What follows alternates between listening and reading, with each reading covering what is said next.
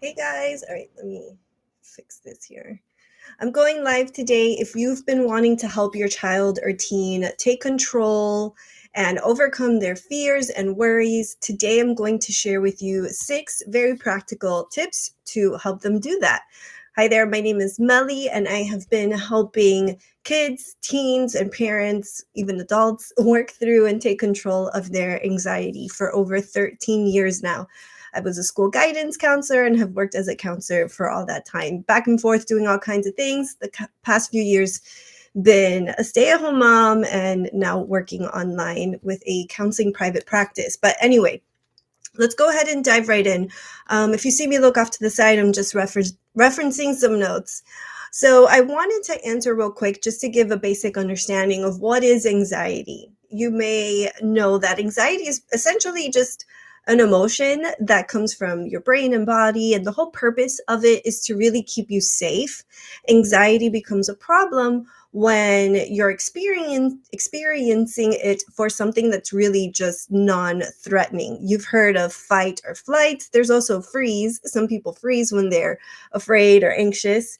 But essentially, all that just basically comes from the brain, and it's supposed to be protective.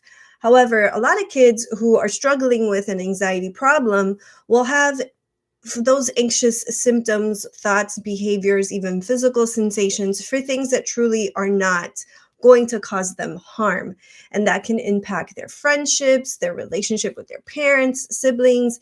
It can affect schoolwork and social life, outside of school as well, if they're really being held back in that sense. So, one of the biggest things you can do as a parent is help your child understand their thoughts, really be able to identify what the fear is and what it is they're worried about, and then challenge those fears with realistic alternatives, or just asking them questions to get them to understand, or slowly creep into a place where they're able to think more rationally.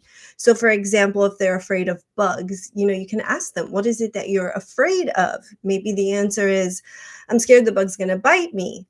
You can ask them something like, well, is it possible that the bug could be next to you and it won't bite you? So little things like that to start to get them to sort of think outside of their anxious box.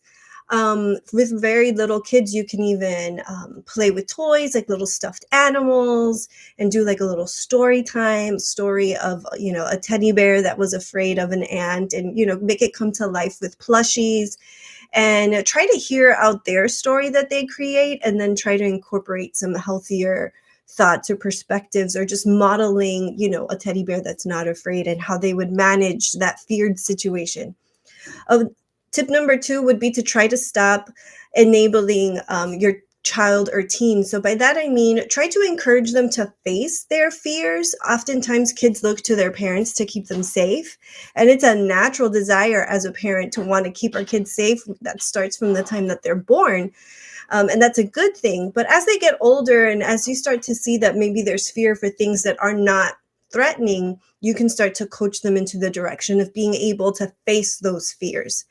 Um, Tip number 3 is to help your child engage in additional social and academic activities, really get them to sort of come out of their shell, and reward them for overcoming avoidance of those things that they're afraid of. And that'll help build their self-esteem, because all of this really goes hand in hand between the anxiety, fear, worry, and self-esteem. So you want to give them opportunities to build that and reinforce it by rewarding those things.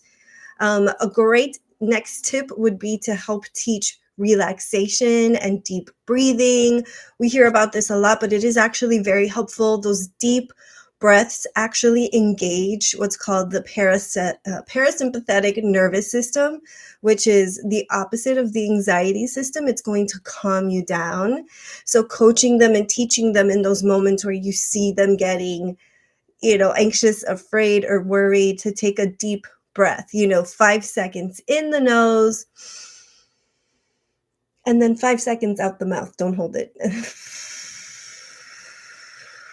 That is very relaxing to the body physiologically, especially if your child has physical symptoms of anxiety.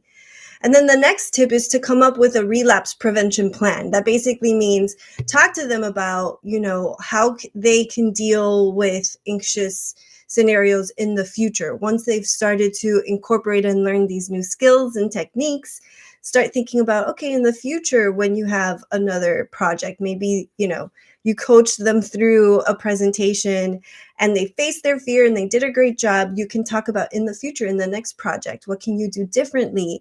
What can you do that worked? What can you do again? What are the things that you can remember, the thoughts that you have, different things like that.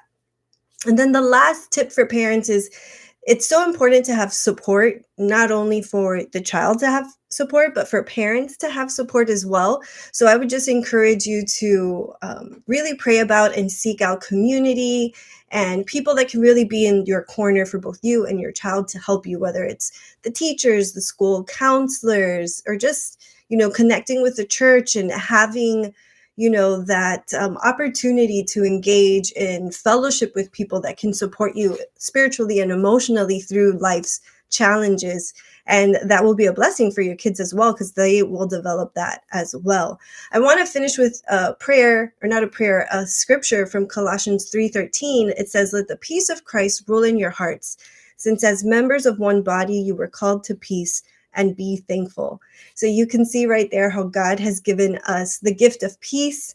And he talks about being members of one body. That's the church. We come together to serve, encourage, and support one another, and to help create and establish that peace, and to share that peace of Christ, and to be thankful. If you want to learn more, if you want to grow your community, you can connect with also me directly in my email list. I'll have a link somewhere in the description or the show notes of this video, wherever it is. And I do have self-help courses, coaching, and a book club that will be starting in September 2020. It's like maybe we'll meet for about a month or two, and it's just a great opportunity to connect with other people. Every group is a little different. I'm thinking for September we'll do a parent one for parenting anxiety, kids and teens. There's a really great book. I have it right here. Here's a little sneaky peeky that I would like to create a book club for the month of September and October. So if you're interested in that, be sure to click the link in the description and join the newsletter, and you'll get all the details for that. Until next month, I'll see you then. Have a great week. Bye-bye.